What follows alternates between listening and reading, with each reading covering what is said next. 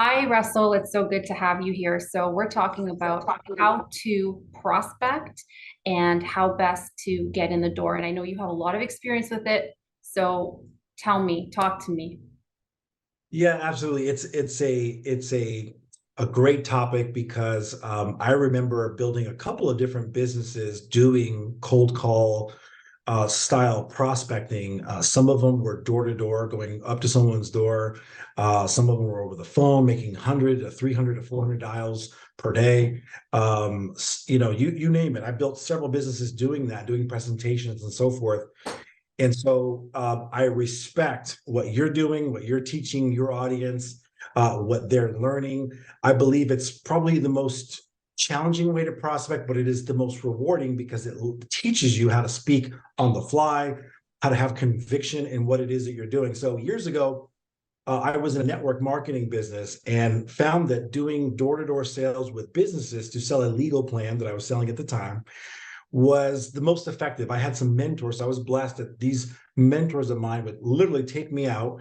We'd go out. I speak fluent Spanish. So I would, when we would go to a certain business area that was predominantly fluent in Spanish, I'd be the one translating. So I learned from the best in the entire company on how to prospect, how to get in, get out, and build trust in maybe 20 minutes, enough so that I could walk out with a check, walk out with an application.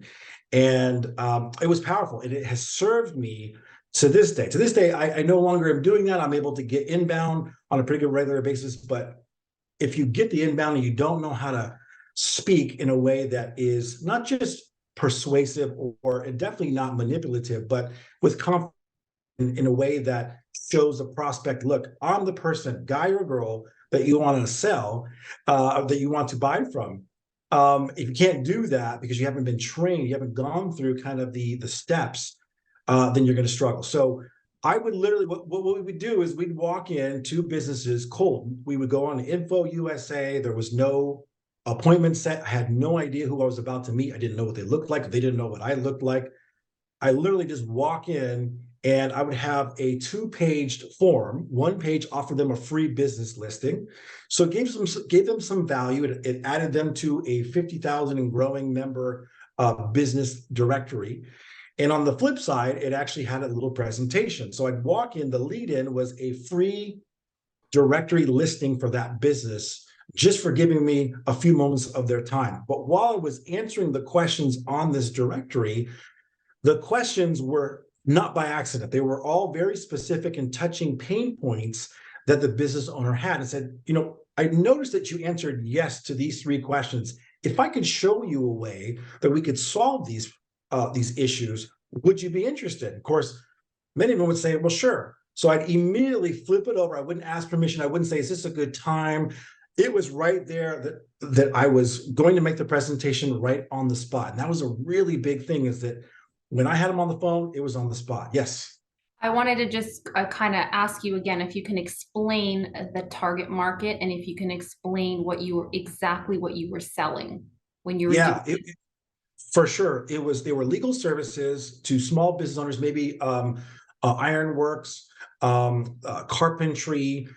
Oftentimes, one of the biggest pain point for this group was the fact that they would produce some kind of a product, an ironwork or some kind of a cabinet or whatever.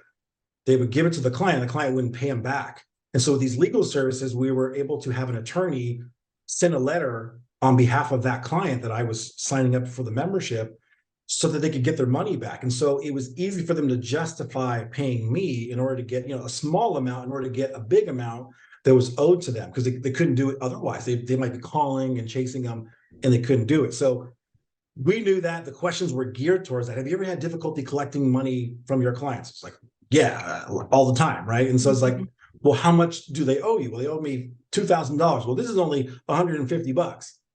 So, if we can help you get what that $2,000 back, would you be interested? So I would present right there on the spot.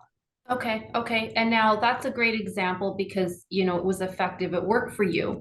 Now, obviously, in different industries, it's going to look different, right? The door Sure. knocking process. So I know you also come in from a real estate background, Yep. right? So how would you say it looks there?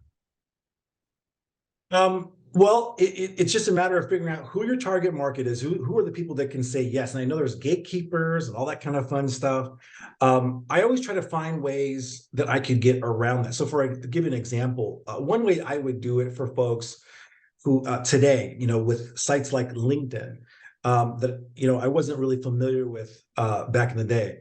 I don't even know how long they've been around, but sites like LinkedIn, what I would do today, if I was going to cold call and I didn't want to get beat up over and over and over, I wanted to have a way that I could get a few sentences out, get a presentation going. Here's what I would do. First of all, I would answer the following question so that way I'm talking within seconds, get out a hook, something that would stop them what they're doing, capture their interest. So as a copywriter, this is what I do all the time, but I do it in writing form. In this case, what I would do is I would answer the following. I want to be able to provide them something that they want, plus something else that they want, without something they don't want. So, hey, Mr. or Mrs. So-and-so, if I could show you how to get something that you want and something else that you want without something that you don't want, and even better, you would add a time frame in the next 24 hours, the next 7 days, would you want to know about it?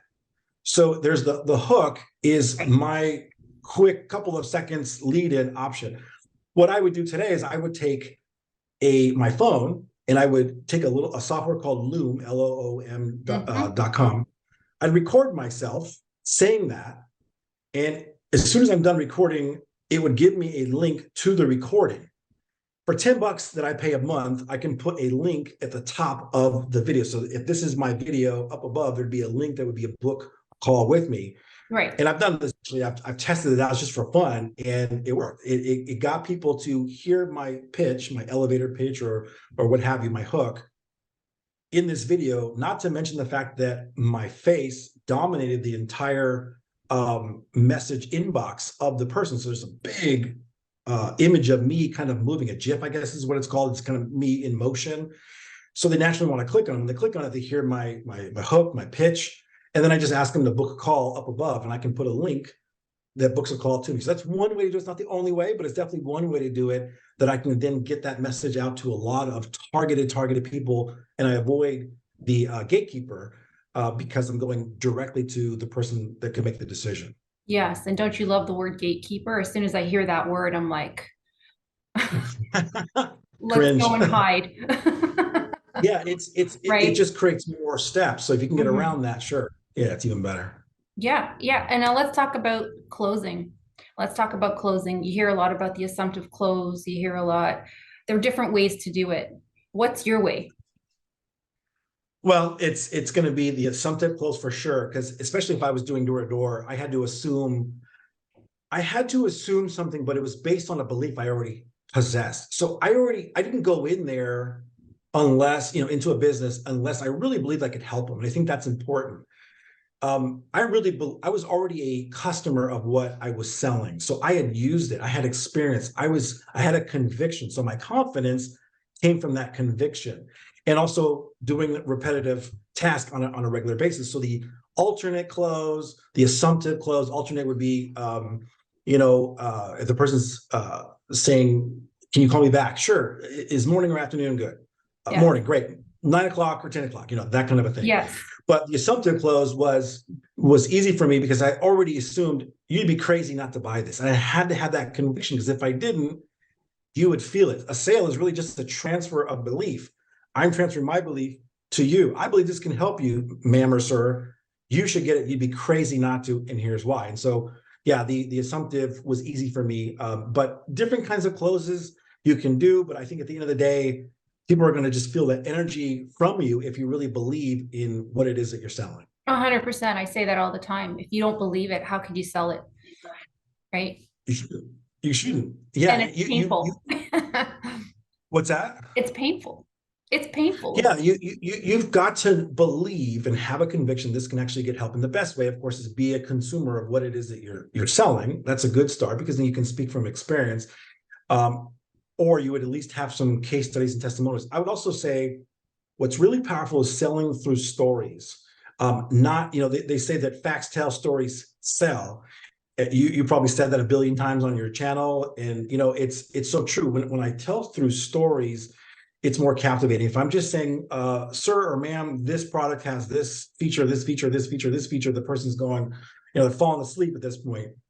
And I remember really dialing in this concept when I learned the Epiphany Bridge. The Epiphany Bridge is awesome. So for your viewers, with my 5-year-old son, it was always a challenge to get him to do his chores, take a shower, clean up his stuff, et cetera, et cetera. And I felt like that sale was one of my harder sales because he was kind of fighting me on it, right? 5-year-olds do that. Until I finally figured out that if I use stories with him taking a shower, him cleaning up his room, that he would enjoy. Not only would he do it, but he would enjoy it. He would embrace it. So I started doing it. I said, listen, the monsters can smell you if you don't take a shower. So you've got to take a shower so that they can't smell you. So he's like, okay, cool, Dad, that sounds great. So he went and took a shower. And here I am telling everything I need him to get him to do through stories. And he enjoyed it. And so the same thing is true when you're doing a presentation. If you can draw upon successful people in your business or case studies or testimonials that you've gotten, and you can tell the story about how they were starting here with no result, and they ended up here with the result that the person that you're trying to sell to needs and wants, then it makes it easier, and it makes it more easier for their mind to wrap around it versus you just kind of rattling off a bunch of facts. For sure. And if you're having fun, you're having fun, everybody's having fun, and it just flows a lot better. Thank you so Yes. much. So I just want to close off by asking you, what's the best way for people to reach you? YouTube is a great way, the Della Peña method. And I'm just putting out a bunch of content that would help people in an array of topics such as this in sales and marketing, digital marketing. My wife and I are blessed to be able to work from home. That's where I'm at right now. We work 2 to 3 days a week. And that was a dream I had years ago when I used to work 14 to 16 hours a day, 7 days a week as a realtor. I thought, boy, the money's great, but I want my life too. And so in the past 8 or 9 years, we've really worked on building our digital marketing business, and also we own some brick and mortar photography business as well. So the Della Peña method would be a great place to come and learn, get some free content, and get some free help. Awesome. Thank you so much. My pleasure. Thank you.